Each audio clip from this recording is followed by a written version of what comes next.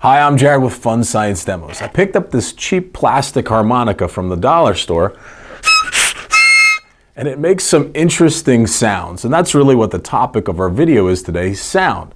There's a lot of science in sound. Now, for something to make a sound, we need two things. We need something to vibrate and move quickly, and we need air that allows those vibrations to travel. So we've zoomed in on our harmonica so we can pop this apart and see if we can figure out what is vibrating here to cause the sound. There we go. This little insert pops out, and now I can see I have these little slots and these little plastic reeds. What happens is I blow through the harmonica, the reeds vibrate, and it also causes the air to vibrate as it goes through these slots. That's what's making my sound. If I blow through this quickly, I think I can even get it to make a sound without the case around it. Here we go. You hear that? My breath is causing these plastic reeds to vibrate really quickly. And I wonder if we can make our own version of the harmonica. We just need something to vibrate. So let's get some materials and get started. We're going to try and make our harmonica using nothing but rubber bands. They're going to do the vibrating, and we need something to stretch those rubber bands, and I think we're going to try rulers or popsicle sticks. So let's start with the popsicle sticks. Now, all I'm going to do is stretch my rubber band, and I have different size rubber bands that I can try to see if I actually get a different sound. I'm going to stretch it over my popsicle stick. You'll notice that the rubber band is really close to the popsicle stick. There's no space, so I don't know if the air will actually travel through. I can kind of make a sound, but I wonder if we sandwich another popsicle stick over top and put something between them to give us some space, which would really allow that rubber band to vibrate. So what are we going to use? Well, we could try using a toothpick or a straw or even a paper clip. See if that'll give us some space to allow that rubber band to vibrate. So we have our rubber band stretched across our popsicle stick.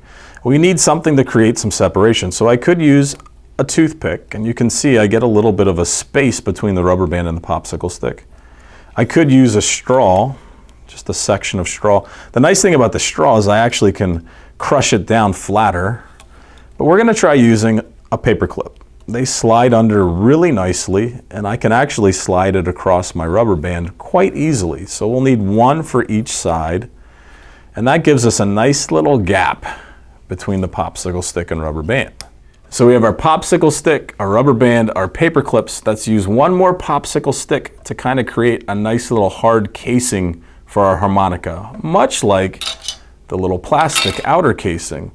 I'm just going to pinch it between my fingers and see if I can get this thing to vibrate and make a sound. Here we go. Yes, I think we have a harmonica. And we're going to actually see if we can watch and see this rubber band vibrating. We'll zoom in and see if we can see it move. So we've zoomed in super tight on my lips and our harmonica. Just watch the rubber band and see if it vibrates.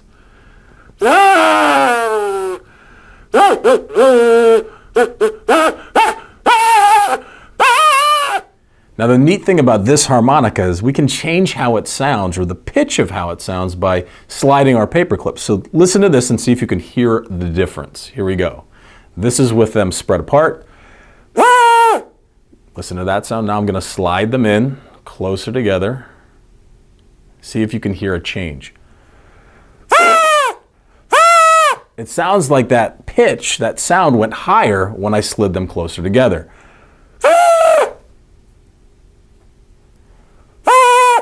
There we go.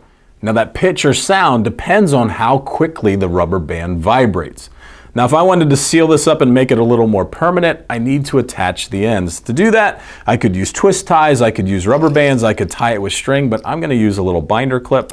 It holds it nicely, and then it actually makes it look, I think, like a little harmonica. I have little holders. Now, what's cool about this is we can modify it. We can try double stacking, triple stacking, and getting 3 rubber bands. We could try using something else other than a rubber band. What happens if we use wax paper or computer paper or tissue paper or a tissue or aluminum foil? All of those are great things you could try on your own and see what happens. If you don't have any of these materials and wanted to make your own version of a harmonica, all you really need is a leaf or a piece of grass and your hands. Check this out. When I put my two thumbs together, there's a space in between them. And if I can pinch or sandwich something like a leaf in between my thumbs and then blow through my thumbs, I should be able to get that leaf to vibrate and make a sound. Let's check this out.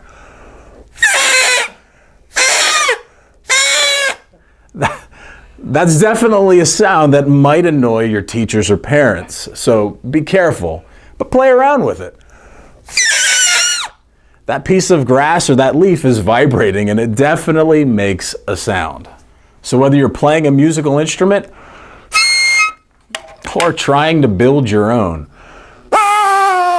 there's a lot of science in sound. If you want to learn more about sound, check out our YouTube channel, Fun Science Demos. Science is so cool, especially when it makes a sound. Thanks for watching.